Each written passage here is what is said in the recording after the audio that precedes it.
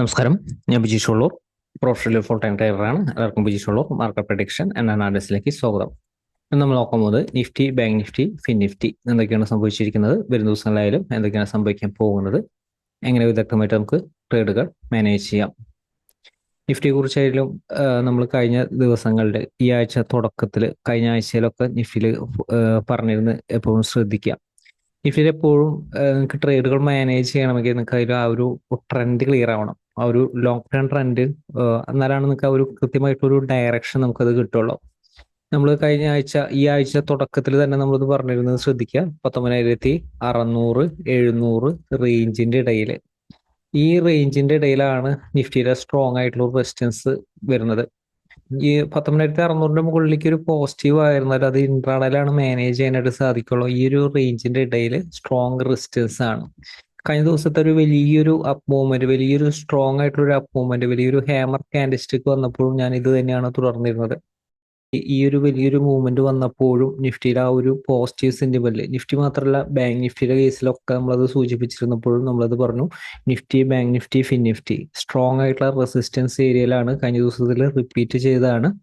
മാത്രമല്ല ഈ ആഴ്ച തുടക്കത്തിലും പല വീഡിയോസിലും അത് നമ്മൾ പറഞ്ഞിട്ടുണ്ട്. അപ്പൊ നിങ്ങളായാലും ആ ഒരു സപ്പോർട്ട് റെസിസ്റ്റൻസ് ഒക്കെ പറഞ്ഞ് നോക്കി പോകുന്ന ഒരു സമയത്തായാലും മാർക്കറ്റിനെ മാനേജ് ചെയ്യുന്ന രീതികളും മാർക്കറ്റിന്റെ ആ ഒരു ഡയറക്ഷനും മാർക്കറ്റിന്റെ സെന്റിമെന്റ് ഇതൊക്കെ മനസ്സിലാക്കുക. എന്നാലാണ് നിങ്ങൾക്ക് കൃത്യമായിട്ട് പ്രോഫിറ്റബിൾ ആയിട്ടുള്ളൊരു ട്രേഡ് എനിക്ക് നിലനിൽക്കാനായിട്ട് സാധിക്കും. അപ്പൊ അതുകൊണ്ടാണ് വീഡിയോസിൽ നമ്മൾ എപ്പോഴും സ്കിപ്പ് ചെയ്യാതെ കാണാനായിട്ട് പറയുന്നത്.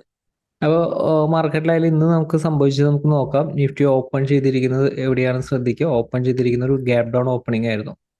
ചെറിയൊരു ഗ്യാപ് ഡൗൺ ഓപ്പണിംഗ് ആയിരുന്നു. അതിനുശേഷം തുടക്കത്തിൽ ഒരു ക്വിക്ക് ആയിട്ടുള്ള ഒരു പ്രോഫിറ്റ് ബുക്കിംഗ് വന്നിരുന്നു. നമ്മളത് സൂചിപ്പിച്ചിരുന്നത് 19,600 ബ്രേക്ക് ചെയ്താൽ ഷോർട്ട്സിന്റെ ഒരു ഓപ്പർച്യൂണിറ്റി തന്നെയാണ്. 600 ബ്രേക്ക് ചെയ്ത് വരുന്ന ഒരു ഓപ്പണിംഗ് ആയിരുന്നു. ക്ലിയർ ആയിട്ടുള്ള ഒരു ഷോർട്ട്സിന്റെ ഓപ്പർച്യൂണിറ്റി ആണ്. പക്ഷെ നമ്മൾ നൽകിയിരിക്കുന്ന ഒരു സപ്പോർട്ട് എത്രയാണെന്ന് ശ്രദ്ധിക്കുക. 19,560.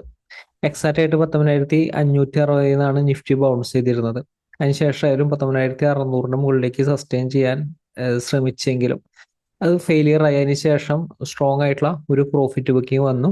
19,560 ബ്രേക്ക് ചെയ്തപ്പോൾ നമുക്ക് വളരെ ക്ലിയർ ആയിട്ടുള്ള ഷോർട്ട്സിന്റെ ഒരു ഓപ്പർച്യൂണിറ്റി ആണ്. നമ്മളൊരു ബൈയുടെ ഒരു ഓപ്പർച്യൂണിറ്റി ആയിരുന്നു നിങ്ങൾ യൂട്ടിലൈസ് ചെയ്യുമ്പോൾ ഏറ്റവും ചെറിയൊരു റിസ്കിൽ, ഏറ്റവും ചെറിയ റിസ്കിൽ ട്രേഡുകൾ മാനേജ് ചെയ്യേണ്ട രീതികൾ, ഏറ്റവും ചെറിയൊരു സ്റ്റോപ്പ് ലോസ് മാനേജ് ചെയ്യേണ്ട രീതികളൊക്കെ നമ്മൾ പല വീഡിയോസിലും, പ്രൈസ് ആക്ഷന്റെ പല വീഡിയോസിലും അത് സൂചിപ്പിച്ചിട്ടുണ്ട്. നിങ്ങളായാലും മുൻപത്തേക്ക് വീഡിയോസ് ഒക്കെ ശ്രദ്ധിച്ചു കഴിഞ്ഞാൽ അതിൽ കിട്ടും. അപ്പൊ നിഫ്റ്റിയിൽ ഇത് ഈ ഒരു ലെവൽ ബ്രേക്ക് ചെയ്തപ്പോൾ എക്സാക്റ്റ് ആയിട്ടുള്ള ഒരു ഷോർട്ട്സിന്റെ ഒരു ഓപ്പർച്യൂണിറ്റി ആണ് മാർക്കറ്റിൽ വന്നിരുന്നത്. അതിന് ശേഷമായിരുന്നു നമ്മൾ പറഞ്ഞിരിക്കുന്ന ഒരു സപ്പോർട്ട് എത്രയാണെന്ന് ശ്രദ്ധിക്കുക. 510 എത്തിയപ്പോഴാണ് നിഫ്റ്റി ഒന്ന് ബൗൺസ് ചെയ്തിരിക്കുന്നത്. അപ്പൊ എപ്പോഴും പറയുന്ന ആ ഒരു സപ്പോർട്ട് റെസിസ്റ്റൻസ് ലെവലിന്റെ ആ ഒരു പവർ എപ്പോഴും ശ്രദ്ധിക്കുക. നമ്മൾ ഈ ഒരു റേഞ്ചിന്റെ ഇടയിൽ ഇവിടെ ഒന്നും നമ്മളൊരു സപ്പോർട്ട് റെസിസ്റ്റൻസ് ലെവലുകൾ പറഞ്ഞിട്ടില്ല. നമ്മൾ പറഞ്ഞിരിക്കുന്ന ആ ഒരു സപ്പോർട്ട് ലെവൽ ഇവിടെയാണ്. എക്സാക്റ്റ് ആയിട്ട് ആ ഒരു ലെവലിൽ നിന്നാണ് ബൗൺസ് ചെയ്തിരിക്കുന്നത്. അപ്പൊ എപ്പോഴും ഷോർട്ട്സിന്റെ പൊസിഷൻസ് എടുക്കുന്ന ഒരു സമയത്തായാലും ശ്രദ്ധിക്കേണ്ടത് ക്വിക്ക് ആയിട്ട് ഒരു പ്രോഫിറ്റ് ബുക്കിംഗ് ആണ്. സപ്പോർട്ടിൽ വരുന്ന ഒരു സമയത്ത് ക്വിക്ക് ആയിട്ട് ഒരു പ്രോഫിറ്റ് ബുക്കിംഗ് ആണ്. അതിനുശേഷം നിഫ്റ്റി ബൗൺസ് ചെയ്ത് മുകളിലേക്ക് കയറാനായിട്ട് ശ്രമിച്ചെങ്കിലും അത് ഫെയിലിയർ ആയിരുന്നു. നിഫ്റ്റിയുടെ ആ ഒരു സെന്റിമെന്റൽ വീക്ക്നെസ് ആയിരുന്നു. ആ ഒരു പഴയ ഒരു സ്ട്രെങ്ത്തിൽ നിഫ്റ്റിക്ക് കയറാനുള്ള സ്ട്രെങ്ത് ഇല്ല. ഹയർ ലെവലിലേക്ക് ആയാലും 19,600 ഇത് ഈ ഒരു ലെവല് റെസിസ്റ്റൻസ് ആയിട്ട് 19,600 റെസിസ്റ്റൻസ് ആയിട്ട് തന്നെയാണ് ഇന്ന് എക്സ്പയറിയിൽ നിലനിർത്തിയിരുന്നത്. പക്ഷെ 19,510 ഒരു താഴത്തേക്ക് നിഫ്റ്റി അതിനുശേഷം 19,510 താഴത്തേക്ക് ഒരു ക്യാനൽ ക്ലോസ് ചെയ്തിട്ടില്ല. ഈ ഒരു രണ്ട് റേഞ്ചിന്റെ ഇടയിലായിരുന്നു എക്സ്പയറി നിലനിർത്തിയിരുന്നത്.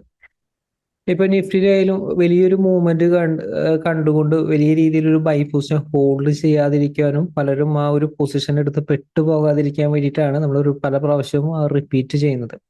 നമ്മുടെ ഒരു രീതിയിലായാലും 19,600 700 റേഞ്ചിന്റെ ഇടയിൽ സ്ട്രോങ് ആയിട്ടുള്ള റെസിസ്റ്റൻസ് ലെവൽ തന്നെയാണ് വരുന്നത്. അപ്പൊ അതനുസരിച്ച് എപ്പോഴും വരും ദിവസങ്ങളിലായാലും ട്രേഡുകൾ മാനേജ് ചെയ്യുക, വരും ദിവസങ്ങളിലായാലും ഇൻട്രാഡേയിൽ മാനേജ് ചെയ്യുക. കൃത്യമായിട്ടുള്ള ട്രെൻഡിൽ നിലനിൽക്കാനായിട്ട്, കൃത്യമായിട്ടുള്ള ഒരു മൂവ്മെന്റിൽ നിലനിൽക്കാനായിട്ട് ഇൻട്രാഡേ ട്രെൻഡിൽ നിലനിൽക്കാം. ഏതാണ് നമുക്കൊരു സപ്പോർട്ട് റെസിസ്റ്റൻസ് ലെവൽ നമുക്ക് നോക്കാം. നിഫ്റ്റിയിൽ ഇപ്പോൾ വരും ദിവസങ്ങളായാലും ഈ ഒരു ലെവലിൽ സപ്പോർട്ട് റെസിസ്റ്റൻസ് മാനേജ് ചെയ്യാൻ അത്ര വലിയ ഈസി അല്ല. അപ്പൊ അതുകൊണ്ട് തന്നെ ഇപ്പൊ സപ്പോർട്ട് റെസിസ്റ്റൻസ് പറയാത്ത ഒരു ഏരിയയിലാണെങ്കിൽ 15 മിനിറ്റിന് ശേഷം വരുന്ന ഒരു ട്രെൻഡ്, അതിനുശേഷം ഒരു ബൈരോ ഓപ്പർച്യൂണിറ്റി കിട്ടിയ ബൈരോ ഓപ്പർച്യൂണിറ്റി ചെറിയ സ്റ്റോപ്പ് ലോസ് പ്ലേസ് ചെയ്തുകൊണ്ട് ബൈരോ ഓപ്പർച്യൂണിറ്റി യൂട്ടിലൈസ് ചെയ്യാം. ഹയർ ലെവൽ കയ്യിൽ റെസിസ്റ്റൻസ് കാണുന്നത് 19,605 635 എന്ന് പറയുന്ന റേഞ്ചാണ് ഒരു സപ്പോർട്ടായിട്ട് കാണുന്നത്. 605 മുകളിലാണ് ഓപ്പൺ ചെയ്യുന്നതെങ്കിൽ ബൈരോ ഒരു ഓപ്പർച്യൂണിറ്റി ചെറിയൊരു ടൈം ഫ്രെയിമിൽ കിട്ടി കഴിഞ്ഞാൽ ബൈരോ ഓപ്പർച്യൂണിറ്റി യൂട്ടിലൈസ് ചെയ്യാം. 635 മുകളിലേക്കും സസ്റ്റെയിൻ ചെയ്യുന്നതിന് നോക്കാം, മാർക്കറ്റിന്റെ സ്ട്രെങ്ത് കിട്ടും.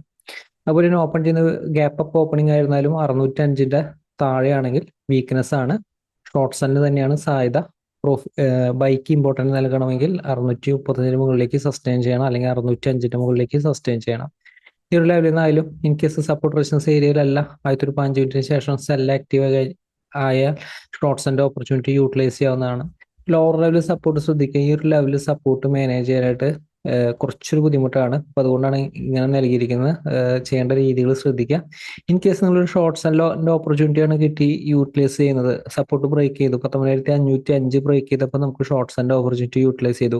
19,480 ഹോൾഡ് ചെയ്യില്ല എന്നും ഉറപ്പിക്കുക. ഷോർട്ട് സെല്ലിന്റെ പൊസിഷൻ ഹോൾഡ് ചെയ്യണമെങ്കിൽ ഇൻ കേസ് 19,480 ബ്രേക്ക് ചെയ്താൽ 460 ഹോൾഡ് ചെയ്യുന്നില്ല എന്ന് ഉറപ്പിക്കുക. ഇൻ കേസ് 19,480 മുകളിലേക്ക് സസ്റ്റെയിൻ ചെയ്യുന്നുണ്ടെങ്കിൽ പൊസിഷൻസ് എക്സിറ്റ് ചെയ്യുക. ഇൻ കേസ് 505 മുകളിലേക്കും ബൗൺസ് ചെയ്ത് കഴിഞ്ഞാൽ 505 മുകളിലേക്കും ബൗൺസ് ചെയ്ത് കഴിഞ്ഞാൽ മാർക്കറ്റ് സ്ട്രെങ്ത് ഉണ്ട്. അപ്പൊ എപ്പോഴും പറയുന്ന ഒരു സപ്പോർട്ട് റെസിസ്റ്റൻസ് ലെവൽ ഇതേ രീതിയിൽ ആക്ട് ചെയ്യുക. ഇൻ കേസ് ഓപ്പൺ ചെയ്യുന്ന ഗ്യാപ് ഡൗൺ ഓപ്പണിംഗ് ആണ്, 19,480 ഓപ്പൺ ചെയ്യുന്നതെങ്കിൽ അടുത്ത റെസിസ്റ്റൻസിന്റെ മുകളിലേക്ക് സസ്റ്റെയിൻ ചെയ്താൽ ബൈയിലേക്ക് നിലനിൽക്കുക. അതായത് 19,505 മുകളിലേക്ക് സസ്റ്റെയിൻ ചെയ്താൽ ബൈയുടെ ഒരു സെന്റിമെന്റിൽ നിലനിർത്താനായിട്ട് ശ്രദ്ധിക്കാം. അതുപോലെ തന്നെ വലിയൊരു ഗ്യാപ് ഡൗൺ ഓപ്പണിംഗ് ആയാലും പറയുന്ന ഒരു സപ്പോർട്ട് റെസിസ്റ്റൻസ് ഏരിയയിൽ അല്ലെങ്കിലും പറയുന്ന രീതികൾ ഫോളോ ചെയ്യുക. അതുപോലെ തന്നെ ബാങ്ക് നിഫ്റ്റി നമുക്ക് നോക്കാം. ബാങ്ക് നിഫ്റ്റി എന്നൊരു ഓപ്പണിംഗ് ശ്രദ്ധിക്കുക. ബാങ്ക് നിഫ്റ്റിയുടെ സപ്പോർട്ട് നമ്മൾ നൽകിയിരിക്കുന്നത് 19,650 അപ്പോൾ ബാങ്ക് നിഫ്റ്റി ഓപ്പൺ ചെയ്യുന്നത് ഗ്യാപ് ഡൗൺ ഓപ്പണിംഗ് ആയിരുന്നാലും ഇതൊരു സപ്പോർട്ട് ലെവലിലായിരുന്നു. അതിനുശേഷം ഇതൊരു ബൗൺസ് ചെയ്തെങ്കിലും നമ്മൾ ബാങ്ക് നിഫ്റ്റിയെ കുറിച്ച് നമ്മൾ സൂചിപ്പിച്ചിരുന്നു, ഫിൻ നിഫ്റ്റിയെ കുറിച്ചും സൂചിപ്പിച്ചിരുന്നു. 45,050 സ്ട്രോങ് ആയിട്ടുള്ള റെസിസ്റ്റൻസ് ലെവലാണ്. അതുപോലെ തന്നെ തിരിച്ച് താഴോട്ട് വരുമ്പോൾ 44,900 മുകളിലേക്ക് തിരിച്ച് താഴോട്ട് ബ്രേക്ക് ചെയ്തപ്പോൾ ഇവിടെ നമുക്ക് നല്ലൊരു ഷോർട്ട് സെന്റ് ഓപ്പർച്യൂണിറ്റി ആയിരുന്നു. അതിനുശേഷം ആയാലും ബാങ്ക് നിഫ്റ്റി ആ ഒരു ഫാള് വന്നതിന് ശേഷം 44,650 ബ്രേക്ക് ചെയ്ത് 44,600 ബ്രേക്ക് ചെയ്തിരുന്നു. അപ്പോൾ നമ്മൾ എപ്പോഴും പറയാറുണ്ട്, in case short saint position hold ചെയ്യുന്നുണ്ടെങ്കിൽ തിരിച്ച് റെസിസ്റ്റൻസിന്റെ മുകളിലേക്ക് കയറിയാൽ, അതായത് 44,600 മുകളിലേക്ക് കയറി 44,650 മുകളിലേക്ക് കയറി, അപ്പോൾ ഇതിന്റെ മുകളിലേക്ക് കയറിയാൽ പിന്നത്തെ ഒരു മൂവ്മെന്റ് ഷോർട്ട് സെല്ലിന് വലിയൊരു സ്ട്രെങ്ത് ഉണ്ടായിരിക്കില്ല. ഷോർട്ട് സെല്ലിന്റെ ആയാലും ആ ഒരു വീക്ക്നെസ് ആയിരിക്കും, അല്ലെങ്കിൽ ഒരു കൺസോൾട്ടേഷൻ ആയിരിക്കും, അല്ലെങ്കിൽ ഒന്നെങ്കിൽ വോളറ്റൈൽ ആയിരിക്കും, അല്ലെങ്കിൽ സൈഡ് വേസ് ആയിരിക്കും. ആ ഒരു സ്ട്രെങ്ത് ആയിട്ടുള്ള ഒരു ഷോർട്ട് സെൽ ഇതിന്റെ മുകളിലേക്ക് കയറിയാൽ വരില്ല. അപ്പൊ നമ്മൾ ആ ഒരു സപ്പോർട്ട് റെസിസ്റ്റൻസിന്റെ വീഡിയോസ് ഒക്കെ പറയുമ്പോൾ നമ്മളത് സൂചിപ്പിക്കാറുണ്ട്. അപ്പൊ ഇൻ കേസ് ഷോർട്ട് സെല്ലിന്റെ പൊസിഷൻ ഹോൾഡ് ചെയ്യുന്നുണ്ടെങ്കിൽ ഇതിന്റെ മുകളിലേക്ക് തിരിച്ചു കയറിയാൽ ഉടനെ പൊസിഷൻ എക്സിറ്റ് ചെയ്യുക. അപ്പൊ അതിലൊരു പൊസിഷൻ നമ്മളത് ഹോൾഡ് ചെയ്യുന്നുണ്ട്, റെസിസ്റ്റൻസിന് മുകളിലേക്ക് ബ്രേക്ക് ചെയ്തു, റെസിസ്റ്റൻസിന് മുകളിലേക്ക് തിരിച്ച് ഇറങ്ങിക്കഴിഞ്ഞാൽ ഉടനെ പൊസിഷൻസ് എക്സിറ്റ് ചെയ്ത് കളയുക. ഇതാണ് സേഫ് ആയിട്ടുള്ള ഒരു ട്രേഡിംഗ് രീതി. ഇൻ കേസ് ഇതിന്റെ മുകളിലേക്ക് ഇൻ കേസ് ബ്രേക്ക് ചെയ്തു ബൈ ഓപ്പർച്യൂണിറ്റി യൂട്ടിലൈസ് ചെയ്താലും നമുക്ക് ഏറ്റവും ചെറിയൊരു ക്വാണ്ടിറ്റിയിൽ ട്രേഡ് ചെയ്യുന്ന രീതികൾ നമ്മളത് പറഞ്ഞിട്ടുണ്ട് പല വീഡിയോസിലും. നമ്മളത് പ്രൈസ് ആക്ഷന്റെ പല വീഡിയോസും നൽകിയിട്ടുണ്ട്. നിങ്ങൾക്ക് അത് ട്രേഡ് ചെയ്യാനായാലും, അപ്പോൾ നിങ്ങൾക്ക് പ്രൈസ് ആക്ഷൻ ആയാലും നിങ്ങൾക്ക് വളരെ ഈസി ആയിട്ട് മാനേജ് ചെയ്യാനും, ഏതൊരു മാർക്കറ്റ് സിറ്റുവേഷൻ ആയിട്ട് നിങ്ങൾക്ക് ഒരു മാനേജ് ചെയ്യാനായാലും, നിങ്ങൾക്ക് ഒരു ഫുൾ ടൈം ട്രേഡർ ആയിട്ട് മാറുന്ന ഒരു രീതിയിലായാലും നമുക്ക് അതിന്റെ കോഴ്സുകൾ നമ്മൾ ഡെവലപ്പ് ചെയ്തിട്ടുണ്ട്. Price action series course develop ചെയ്തിട്ടുണ്ട്. പ്രാക്ടീസ് ചെയ്യാനായിട്ട് പല മാർക്കറ്റിന്റെ പല സിറ്റുവേഷൻ പല തരത്തിലുള്ള ഒരു മൂവ്മെന്റുകൾ നമ്മൾ റെക്കോർഡ് ചെയ്തിട്ടാണ് ആ ഒരു കോഴ്സ് നമ്മൾ ഡെവലപ്പ് ചെയ്തിരിക്കുന്നത്. നിങ്ങൾക്ക് ഡിസ്ക്രിപ്ഷനിൽ അതിന്റെ ഒരു കോഴ്സിന്റെ ലിങ്ക് നിങ്ങൾക്ക് കിട്ടും. നിങ്ങൾക്ക് അതിലെ സിലബസ് നോക്കി കഴിഞ്ഞാൽ നിങ്ങൾക്ക് അറിയാൻ സാധിക്കും എത്രത്തോളം വാല്യുബിൾ ആയിട്ടുള്ള ഒരു കണ്ടന്റ് ആണ് അതിൽ വരുന്നതെന്ന്. ഇപ്പോൾ ബാങ്ക് നിഫ്റ്റിയിൽ നമ്മളൊരു ഹയർ ലെവൽ പറഞ്ഞിരുന്നു 47,050 റെസിസ്റ്റൻസ് എന്ന്. അതുപോലെ തന്നെ വരും ദിവസങ്ങളിലായാലും 47,040 ഹയർ ലെവൽ റെസിസ്റ്റൻസ് വരുന്നത്. അതുപോലെ തന്നെ ഹയർ ലെവൽ അടുത്ത റെസിസ്റ്റൻസ് വരുന്നത് 44,730 800. അതായത് ഈ ഒരു ലെവലാണ് ഞാൻ എടുത്തിരിക്കുന്നത്. അപ്പോൾ 730 മുകളിൽ ഓപ്പൺ ചെയ്താൽ ബൈക്കാണ് സാധ്യത വരുന്നത്. പക്ഷെ പ്രത്യേകം ശ്രദ്ധിക്കുക, 800 മുകളിലേക്കും സസ്റ്റെയിൻ ചെയ്യുന്നുണ്ടെങ്കിലാണ് ആ ഒരു സ്ട്രെങ്ത് വരുന്നത്. 730 സ്റ്റോപ്പ് ലോസ് പ്ലേസ് ചെയ്തുകൊണ്ട് ബൈ ഓപ്പർച്യൂണിറ്റി യൂട്ടിലൈസ് ചെയ്യാവുന്നതാണ്. ശ്രദ്ധിക്കുക, ഈ ഒരു ലെവല് ഈ ഒരു ഹൈരെ ഈ ഒരു റേഞ്ചും സപ്പോർട്ടായിട്ട് ആക്ട് ചെയ്യും. അതായത് 44,950, അതുപോലെ തന്നെ 45,040. ഇതാണ് മുകളിലെ ഹയർ ലെവലിലെ റെസിസ്റ്റൻസ് വരുന്നത്. അതുപോലെ തന്നെ ഓപ്പൺ ചെയ്യുന്നത് in case gap up opening ആയിരുന്നാൽ 730 താഴെയാണെങ്കിൽ വീക്ക്നെസ് ആണ്, ഷോർട്ട് സെല്ലിനാണ് സാധ്യത വരുന്നത്. ഷോർട്ട് സെല്ലിന്റെ ഓപ്പർച്യൂണിറ്റി കിട്ടിയ യൂട്ടിലൈസ് ചെയ്യാം. ലോവർ ലെവലിൽ സപ്പോർട്ട് കാണുന്ന 44,300, 420 420 എത്തുമ്പോൾ ക്വിക്കായിട്ട് പ്രോഫിറ്റ് ബുക്കിംഗ് നടത്താൻ ശ്രമിക്കുക. 300 ഹോൾഡ് ചെയ്ത് 420 മുകളിലേക്ക് സസ്റ്റെയിൻ ചെയ്യുന്നുണ്ടെങ്കിൽ ബയേഴ്സിന്റെ ഒരു സ്ട്രെങ്ത് ആണ്. 300 ബ്രേക്ക് ചെയ്താൽ വീക്ക്നെസ് ആണ്. 300 താഴെ അടുത്തൊരു സപ്പോർട്ട് വരുന്നത് 44,150. ഇപ്പോൾ നിഫ്റ്റിയും ബാങ്ക് നിഫ്റ്റി ആയാലും ഇത്ര ലെവലുകൾ ഫോളോ ചെയ്ത് ഇൻട്രാഡേ ട്രെൻഡിൽ നിലനിൽക്കാൻ ശ്രദ്ധിക്കുക. പൊസിഷൻസ് ഹോൾഡ് ചെയ്യാതിരിക്കുക. നമുക്കൊരു ക്ലിയർ ആയിട്ടുള്ള ഒരു ഡയറക്ഷൻ, മാർക്കറ്റിന്റെ ഒരു ലോങ് ടൈം ഡയറക്ഷൻ ട്രെൻഡ് വരും ആഴ്ചയിൽ നമുക്കത് നൽകുന്നതായിരിക്കും.